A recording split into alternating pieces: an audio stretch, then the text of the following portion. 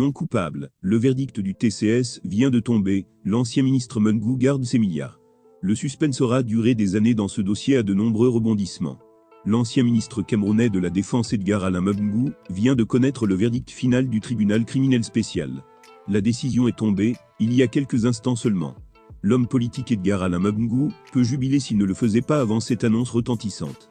Il faut tout de même avouer qu'on la voyait venir depuis un moment maintenant. Il est de notoriété publique que l'ancien ministre apparaissait très serein durant tout son processus d'incarcération et de jugement. L'opinion publique se demandait même si Edgar Alain Mengou était vraiment traité comme un prisonnier, ou s'il s'agissait d'une simple mise en scène pour flouer les citoyens et les observateurs de la scène sociopolitique camerounaise.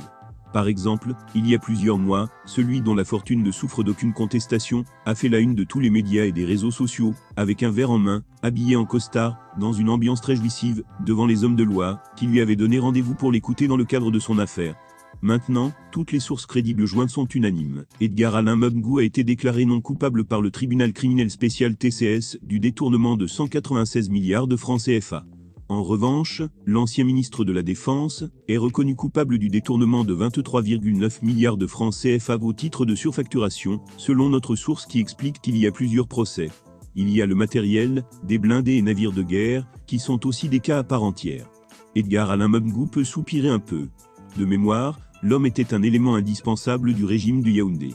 Il a occupé plusieurs postes au sein du gouvernement camerounais, directeur du cabinet civil de la présidence, ministre des Transports, délégué général à la sécurité nationale, chef de la police nationale, ministre de la Défense. C'est le 12 mars 2019 que son domicile a été perquisitionné par la police.